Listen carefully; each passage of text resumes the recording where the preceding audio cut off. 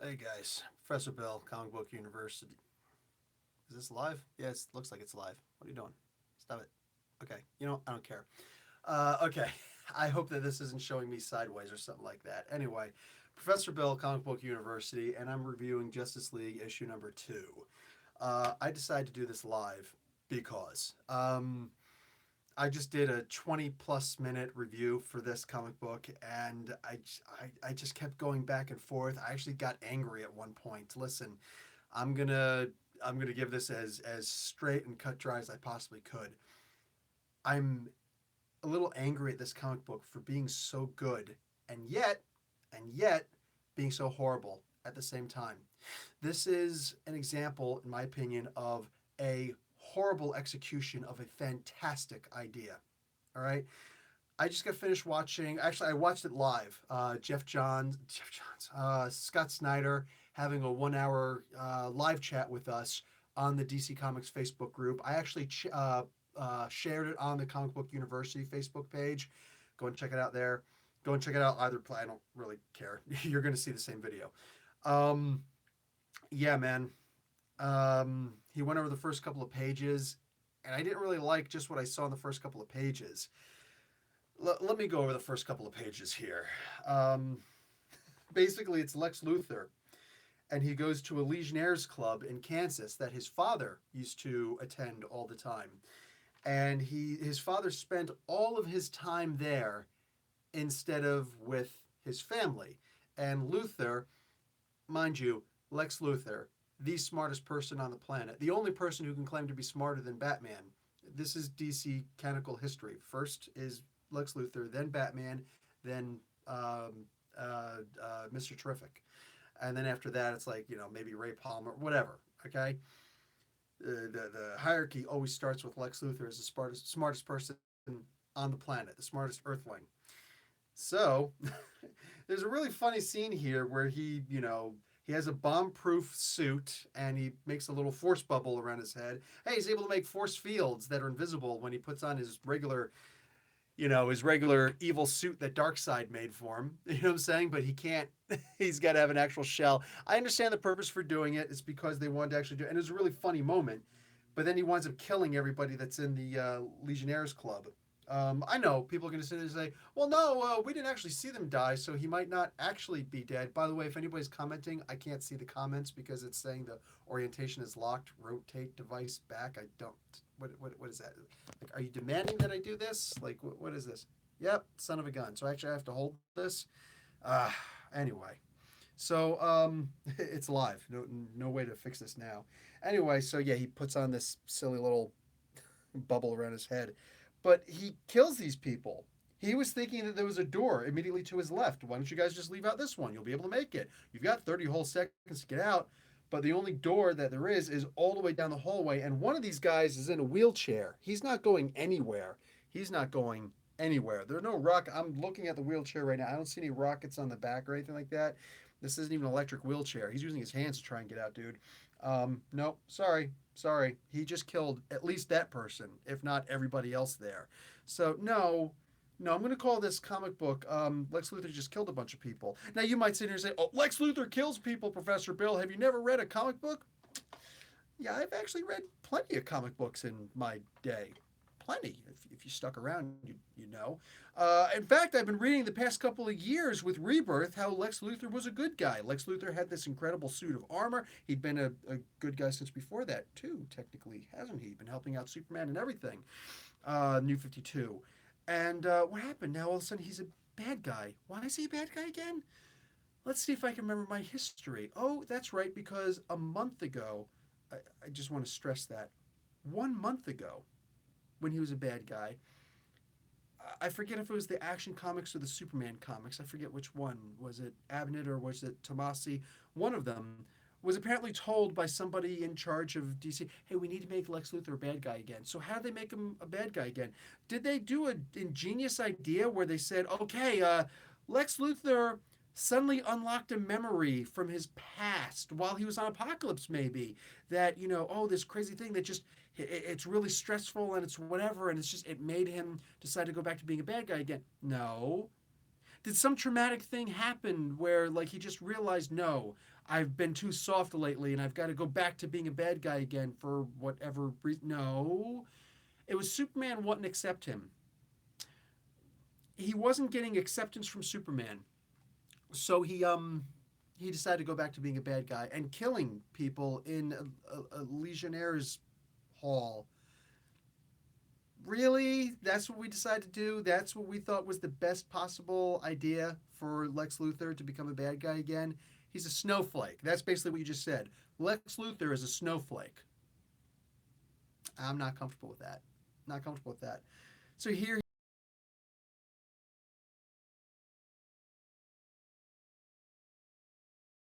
version of the Joker, or of did I say anything wrong? Of Lex Luthor. I'm surprised he didn't have a. You know what? In issue 3, quote me, he's going to have a bag of Jolly Ranchers. He's going to stick it in somebody's mouth. Watch.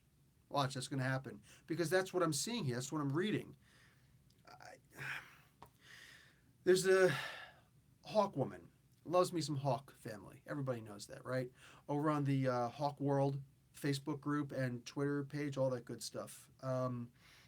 We've got a bunch of people who are like, I really hope that Hawk woman shows up. Kendra Saunders shows up in the Hawkman comic book. No, no, I want her to stay where she's at because I don't think any of us realize until this issue that she's actually got metal wings now. She went the Archangel route. I don't know if she could, throw poisonous darts, toxic darts at people that hurt them and put them to sleep like a neurotoxin. I don't know about that, but she's got metal wings now, and she's saying out front, I don't know what my powers are. I don't know what I can do. I haven't explored what my new abilities are yet. So I'm not coming down on it at all. No, I like this character development for her. That's really cool. But she needs to develop her character here. Maybe even in a 4-issue mini series with Hawkwoman. Whatever. I'm cool with it. Just do that. Do that. She's Hawkgirl with Kendra Sanders, right? So whatever. Miss Hawk. Go back to Lady Blackhawk for all I care. I don't care. She's awesome. This is great. Carter needs to figure out his own stuff. All right. Robert Venditti needs to, I'm hoping, needs to stick with just figuring out Carter. All right. Let Carter figure out Carter. Kendra has to figure out herself. And this is a perfect comic book for her to do that in. I'm good with that. Moving on. Um, we've got a new lantern color, a new emotional spectrum for the lanterns. We've got the ultraviolet spectrum. Okay, so we've got the ultraviolet spectrum for the lanterns, which of course indubitably no indefinitely means that we're going to wind up having the antithesis to that, the opposite end of the invisible spectrums, which would be infrared. So we've got a new two new. We only see one here. He's got a new thing to say. He's got a new lantern motto about the sword and all that stuff. That's really cute. That's really cute. That's nice. That's nice. I want to be excited over this. Here's the thing. Do you remember the lead up to Blackest Night? Where like we didn't just have Blackest Night where it's all of a sudden, hey man, here's these six other, well, excuse me, these five other colors. Oh, you already had the yellow, and you've of course got the green. Here's the red, and here's the orange, and here's the indigo, and here's the sapphire. No, no, no, no, no. They were smart about it. Jeff Johns was very smart about it, and he said, hey man, all this lead up to the Blackest Night. Let's first do this. Here's Larfleeze. Check him out. He's got an orange lantern ring. Isn't that cool? Hey man, look over here. In this next run, this next little arc. Hey man, here's Sapphire Lantern. Isn't she cool? It's actually Carol Fenris. That's cool, right? Here's a new lantern, a new spectrum. It's awesome, right? He slowly introduced us to all the different spectrums. So when Blackest Night came along, it's like a Black Lantern ring. That's crazy. That was great. See, this is somebody who knows how to actually do a plot. This is Jeff Johns, who literally said, you see my hat up there, the Jeff Johns hat? This is literally Jeff Johns who will come at you and say, hey, you like the Green Lantern? Well, guess what? Here's the best Green Lantern you're ever going to read. Do you like Aquaman? No? How about this? I'm going to make you love Aquaman. You like Booster Gold? You hate Booster Gold? Yeah, prepare to change that opinion. Like, this is a guy who will make you love things that you never knew you loved. Now here's Scott Snyder. I love Scott Snyder. Scott Snyder gave us the Court of Owls. I will never hate Scott Snyder because he gave us the Court of Owls. You know what I'm saying? I just did that Spotlight story recently. Amazing story. Here's the thing. Scott Snyder has these amazing concepts, but his delivery, no. His delivery is, here it is. There's no buildup. Now look, I'm next month I'm going to be 43 years old. I've been around. And I know that if you're going to, go and talk to a woman, that's right, ladies and gentlemen. That's right. Young men, Professor Bill, this is after dark. This is Comic Book University after dark. When you're, first time, you're going to go up and, you know, talk to a lady. You're gonna move in fast. You're gonna screw up. You're wet behind the ears. You're just gonna and it's not gonna be. You're gonna have the stupid look on your face. Everything, all that. It's gonna be embarrassing. It's gonna be highly embarrassing. But when you get a little bit more experienced, you realize that you gotta, you know, warm up the mood, so to speak. All right. There's this thing called foreplay. There's a prelude. Okay. There's a buildup to it. And it's better for you, it's better for her, it's better for everybody. It's better for everybody all around. Okay, the people who are watching, and Professor Bill can be into some kinky stuff. No, I'm not. I'm being silly. Look, it's late. Okay, it's freaking 3:45 in the morning. Okay, look, the idea is that there's a slow buildup to it. Even if there's a fast buildup, at least there's some kind of a buildup. This that doesn't happen here. We had Dark Knight's Metal, which was about as high octane as you could possibly get. Boom! It's a punch in the face. Dude, nobody walked in the comic book store and found Dark Knight's Metal sitting on a shelf. No, you walked into the comic book store and you got punched in the teeth by the comic book itself because it was just so hard hitting. Bam! You know what I'm saying? That's what this comic book was. That's what Dark Knight's Metal was. But the delays, man, this summer event that was supposed to happen inside of 2, maybe 3 months, wound up being in excess of 8 months. So from the beginning to the end, it was all high octane. And the people who loved the comic book the most? The people who didn't read it as it was coming out. I'd like to say monthly, but it was not monthly. All the 6 issues did not come out monthly. There's the people who waited and bought the trade afterwards and was like, ooh, whoa, oh, and they fell afterwards like out of breath. And yes, this comic book could leave you out of breath. But that's if you read them all at once because you didn't have the months of delays with nothing in between. This was a series where, dude, it was so good that even the interludes, even all the tie-ins and the crossovers were amazing. I loved it. There were so many times I'll read a comic book, series, and it's like, an event, and all the tie-ins are useless. Not so with Dark Knight's Metal. Dude, everything. Hawkman found, Batman lost, all of them, right? When you learned about like the Red Death and the Death Machine and all these crazy versions of Batman, you know what I'm saying? All of them, the ones that went through the Titans and the Teen Titans and the Green Arrow and the Suicide Squad and all these other comic books, they were amazing. But it was really delayed. So that high octane, it was like having a spark plug missing in your awesome V8 engine. You know what I'm saying? You're like the occasional backfire, and it's just like, dude, if you come to a stop and you're idling at a light, your engine's gonna shut off. And that's a damn shame. You got to, this hard, awesome engine, this muscle machine that you come to a red light and suddenly when the light turns green, you got to start your engine back up to start driving it. That's embarrassing. That's embarrassing. That's how I felt Dark Knight's Metal was. Sorry, I have an opinion. And then we had No Justice, which just kind of came in and it acted like nothing happened. I'm 6-year Army veteran, and something that I explain to anybody who I feel messes up on anything. All right, I teach English as a second language to kids overseas in the mornings or overnight. It's mornings for them, and I explain to them. I'll explain to adults. I'll explain to anybody who will listen that the most important thing in life is to take responsibility for your mistakes, for your actions, for the accomplishments, for everything you do. Take responsibility. Acknowledge that you did something wrong.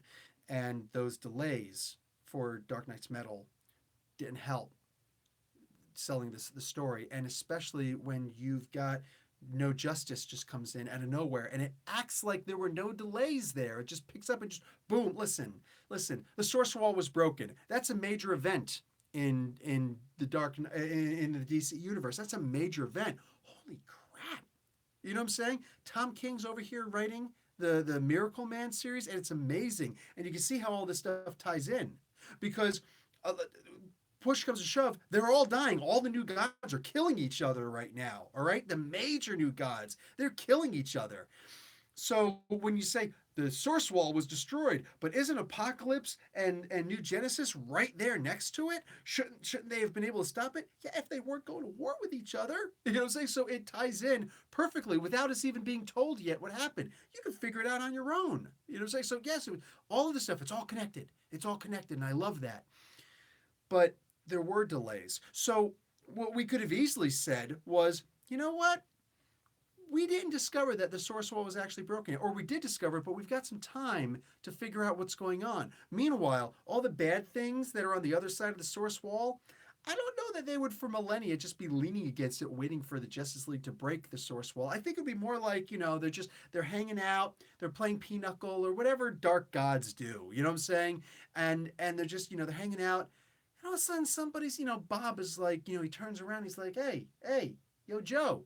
Yo, what up, Bob? Joe, man, is the source wall broken? Nah, man, you've seen stuff. Come on, man, ante up. No, I'm being serious. No, there's a play, man. There's just a play. I know you just trying to distract me. Dude, I'm telling you to look at the source wall. It looks like it's broken. And then that's all of a sudden like, yo, word, man, it is. And all of a sudden, that's when they start, like, they don't have to notice it right away, which means that you can actually go slow into this. It doesn't have to be right away. No justice happens all of a sudden. Oh, the source wall is broken. All these things have been waiting to get out. Rah, we're being attacked. No. You can delay this. You could delay Luthor being a bad guy. Instead of saying, hey, whoever's writing the Lex Luthor and the Superman comic books or the Action Comics books, hey, man, could you turn around and just make him evil really quick for me? Because we need him evil in this. Yeah, could you do that for me? No. Scott Snyder could have actually done that himself. Wouldn't it be cool? Because they're like, oh, we need to form the Injustice League or the Legion of Doom or whatever the heck they're calling it. At the particular moment, we need to make the Legion of Doom. The guys in this. All right, that's what they need to do. They need to make this thing happen. So look, man, I get it. But instead of just killing Vandal Savage, and it looks like he's being reborn in this, which is actually, I can't wait to see what's going on with that. Look, there's good and there's bad in this comic book. I'm trying to acknowledge both. I can't wait to see what's going on with Vandal Savage at this point. Whoa, what? So that's interesting. Here's the deal. With him, with this happening, could that have maybe been delayed? Could that have been delayed? Let's say 12 issues or so. Okay, let's say 12 issues. So make that a year, 6 months, whatever you want. Make it a delay. But Vandal Savage is actually the one who went and decided to start the thing again. Hey, Raven. Vandal Savage is the one who decided, hey, man, let's form the Injustice Society or the Legion of Doom. Let's reform this. And Gorilla Grodd and Black Manta. Black Manta could have formed it for all I care. I like Black Manta. He's smart. He is smart. You know what I'm saying? David Hyde, he's smart, dude. He can do this. But you can have Vandal Savage do it. You can have all these other people do that. Okay? You don't need it to be, oh, it's Lex Luthor who starts it or bust. No, what you could have instead done was have Vandal Savage or somebody else start it. And then you wind up killing Vandal Savage. Have Lex Luthor come in and kill have Lex Luthor in the other comic books have a good reason to turn evil, to go back to his evil ways. And then while the Injustice League, whatever, Legion of Doom, LOD, while they're doing whatever they're doing and it starts to fail, the good guys are winning as they usually do, suddenly Lex Luthor shows up and says, you know what? The problem with this Legion is that it didn't start the right way. And it started with me. And then he comes over and he takes and he kills Vandal Savage. And then you can actually have the storyline progress the way that it's progressing now, but with the appropriate warm-up. So that's what you can have instead, and then all of a sudden you reboot the Legion of Doom. 12 issues in, 8 issues in, whatever you want to do. It doesn't have to be this rush.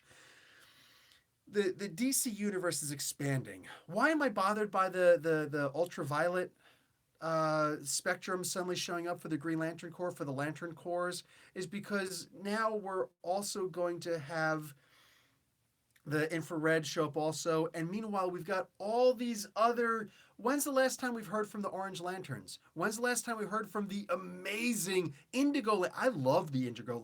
Knock, knock, knock. All that. Like it sounds like a Rick Rude, Slick Rick. Sounds like a Slick Rick song, doesn't it? Bedtime, so all that knock, knock, knock. Anyway, we, dude. Why can't we use one of those instead? What are we doing with them lately? For crying out loud, when's the last time we've heard from the Yellow Lanterns? There are all these other emotional spectrums that they could be dealing with. Instead, they're going to, let's just make a new one. There's no need. Look, I understand the desire to keep making the DC universe bigger, but bigger is not always better. Bigger is not always better. All right? Sometimes it is, but it's already big enough. And at some point, it's going to explode. You have the big bang. Eventually, there's going to be the big crunch. You know what I'm saying? You keep making it bigger, it's making it harder to make new, bigger things when you could simply work off of what you've already got. You've already got amazing things that are not being used in the DC universe. Where are the other emotional spectrums of the lanterns? Why is why is there this need for these two new lantern corps? Why do we need them when we've already got these other ones that aren't being used? Why do we need Lex Luthor to be a bad guy just like that? Why can't he slowly build it up the right? And this is my thing about taking responsibility for your own actions. Scott Snyder, with all due respect, brother, I love. There's nothing but love here for you, but take responsibility for your own actions. You want Lex Luthor to be a bad guy? Don't tell somebody else or have somebody else say, we're going to need him to be a bad guy. Don't go to Dan Didio and say, hey, could you make these guys do? I don't know how you did it, and I'm not trying to accuse you of anything. What I'm saying is, if you wanted Lex Luthor to be a bad guy, do it yourself. Do it the right way. Don't just simply turn around and say, yeah, could somebody else do it or let somebody else do it. Do it yourself. Make Lex Luthor a bad guy yourself so that it gets built right instead of just all of a sudden, Superman didn't accept me as a good guy, so now I'm going to just be a bad guy. This really sounds like a petulant little kid, not the genius Lex Luthor that I'm used to reading for years, man, for decades, for years. I can measure it much higher than that, in decades. So I feel like this is the DC cinematic universe version of Lex Luthor with his laughter and his giddy, like he's acting like the Joker, like the one in the movies, which for the most part, most of us hate. Most of us hate. It would have been the best thing in the world if they would have just recast him. No, they didn't. So there's so much here, so much unpacking. Here, the Flash. The Flash is having problems with his Speed Force powers. That's not happening in Joshua Williams' book. I'm reading the Flash. I just read the most recent issue. We're in the Flash world, the Flash war. You know who's having problems with his Speed Force? Is the other guy. You know what I'm saying? Barry Allen doesn't have any problem. Wally West Sr. is having problems with the Speed Force. So why is all of a sudden Barry Allen having problems here, but not back in his own book? So there's no correlation. There's nothing here. There's nothing here. I Superman. Nothing lasts. Killer Croc. I don't know if this happened in the Suicide Squad. I know in the recent issue of the Suicide Squad, Killer Croc had there was something with Killer Croc and Batman was in the issue. I didn't read it. Maybe I should have. I shouldn't have to. They didn't even relate anything back. They didn't say, "Oh, go and check out the latest issue of Suicide Squad." So I don't know if it relates back to that or not. But I do know that here Killer Croc turns into Doomsday Croc. He's constantly evolving. Everything you try to do to hurt him, he turns around and he's able to overcome whatever you're doing. Like he looks and acts like Doomsday version of Killer Croc. Okay. So at one point, Superman goes up to fight him, and all of a sudden he just exhales this thing of kryptonite. Killer Croc exhales a kryptonite mist. All right, this ionized version of kryptonite. Whoa, that's pretty sick. You know what the consequences were? The typical nothing. Nothing can hurt Superman, not even the one thing that can kill him. He gets hit by this, and he just says, hey, it's pure exposition. Hey, he's releasing this kryptonite stuff. This stuff can kill me. And then he disappears for a couple of panels. You turn the page. After Killer Croc is beaten, Superman's just kind of standing there at the bottom of the panel, just, I'm unaffected by this stuff that was just sprayed in my face and is probably in my respiratory system at the very least, if not into my circulatory system at this point.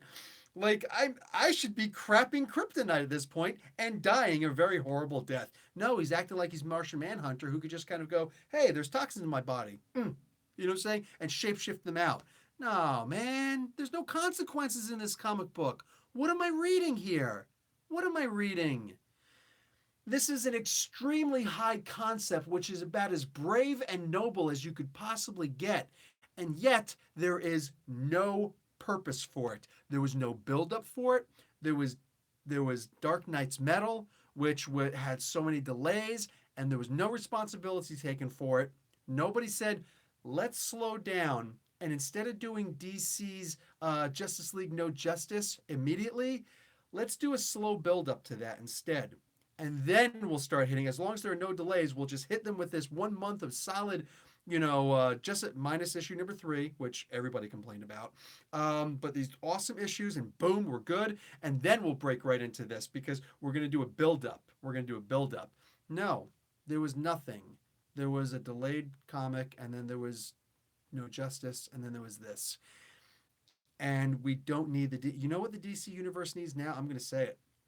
What the DC Universe needs is not to get bigger. It needs to get grounded. It needs to get grounded because there has to be an ebb and flow. Look, man, if the oceans just kept on building up, you know what that's called? Climate change. That's when all of a sudden California's gone, man. I'm living right now in Mississauga, but I used to live, I was born and raised in Jersey, you know what I'm saying, for the most part. There's good, like right on Asbury Park, dude. Asbury Park would be gone, dude. I was 2 miles away from the ocean. You think that my house would still be there? You know what I'm saying? So no, it wouldn't. So no. In order to have a good ecosystem or a good comic book world, there has to be an ebb and a flow. An ebb and a flow. It has to go both ways. And that's not what's happening here. You know what's happening here? Boom, boom, boom, boom, boom. And it's like, dude, okay, Ali, could you slow down? Because there are usually rounds in between getting punched in the face. You know what I'm saying? There are no rounds here. There are no rounds. There's no time to take a breather. There's no time to say, hey, man, look, and look, I'm not a writer. If I started writing comic books, I really doubt I'd be as good as freaking Scott, the amazing man himself, Snyder. But I mean, expanding Batman's universe is okay, Court of Owls. You know what I'm saying? That would be perfectly fine because his universe is very, very grounded. The problem with Batman is when you suddenly throw him in the Justice League comic books where he's taking down not Doomsday, give it a minute. Give it a minute. That'll happen. Where he's taking down Darkseid. He's going face to face with Darkseid. Nobody can get close to Darkseid. He's standing right there. I'm going to dodge your Omega beams for a couple minutes at least. And I'm going to shoot you. And I'm going to take you down, man. And it's like, then meanwhile, he's just got a cross blown up in his face. And the Joker just wasted him. Just wasted this dude. So, like, oh, I could take on Doomsday, but the Joker's going to give me a hard time. Come on, man. Well, if that's the case, convince Joker to go after Darkseid. What do we waste time on this for? So that's the problem with Batman is when you rapidly expand him like that. Batman's already grounded, so you can expand on Batman. The Justice League is anything but. When you got a character like Eclipso, who will come by without any warning, it's like, guess what? I'm gonna get you. Yo, Eclipso is scary. Doomsday is scary. Darkseid is scary. Brainiac is scary. That's a major heavy stuff right there. You don't need to expand the damn Justice League. You need, if we were being really smart, we would shrink it a little bit so that when it expands again, think of Plastic Man. You need to make this comic book grounded before you just suddenly blow it up again. And who the hell asked for more emotional spectrums of the Green Lanterns? Not me. I don't feel like going out and buying more rings. They're invisible anyway. What am I going to do? All jokes aside, how about you use the lanterns that you've already got before you go and make 2 more? That just doesn't make sense. and it's pointless, and it's a waste. It's a waste. And you're just making it harder for the next person who's going to come along and write Justice League after you. Think about the fans. Think about your coworkers. Think about your cohort. Just think. But you need to be able to take a breath to do that. And the Justice League right now is anything but taking a breath. And that's painful, man. That's painful for me to watch. That's painful for me to read. This is supposed to be the best. This is supposed to be the front line of the DC universe in the comic books. And right now, all it is let's make it bigger. And nobody asked for that, man. Nobody asked for that. We asked for good stories. Bigger doesn't mean better. And mm, I don't want to start getting insulting because I love this stuff. I like what they're doing with Martian Manhunter. I like what they're doing with Kendra Saunders. I'm hoping to see what they're going to do with Batman and also Wonder Woman. Like nothing's been really done with Wonder Woman. I'm waiting to see what they're going to do with all those characters and go forward. But I don't like what they're doing with Jon Stewart. That was pointless. I hate what they're doing with Lex Luthor. Is Superman even in this comic book? Oh yeah, he gets hit by kryptonite with ugh, no consequences. And the Flash is suddenly having Barry Allen is actually having the Wally West syndrome for some unknown reason. Anyway, this just needs to get better. Like totality, we need to stop with it. You need to look at the totality of what's happening. That the comic book is into the totality. You need to look at the totality of what you're doing with the comic book and with the series as a whole, instead of just throwing more stuff at us, man. That's the last thing that we need. The last thing that, especially new fans, this is an issue number 2, which means issue number 1 just happened. Does does anybody think that that's a good jumping on point for the DC universe? If you've never read comic books before, all right, John Byrne used to always say, treat each comic book like it's the first comic book that somebody else is always, because every comic book that you write or draw is the first comic book that somebody's going to read somewhere. And that concept has been lost all across the board in the DC side of things. You know what I'm saying? It's so lost. None of these are jumping on points. You have issue number 1s that are not jumping on points. They're literally just, here's an issue 1. You need to have an issue number 1 in your collection, don't you? You need it. You know you do. Nah, man. Make issue 1s again. Make them jumping on points again. This is more than a half an hour review. I'm glad I did it live. And do you realize how long it would take for me to upload this thing?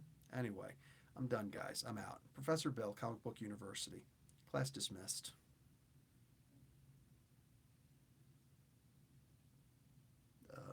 If I can figure out a way to... Up here.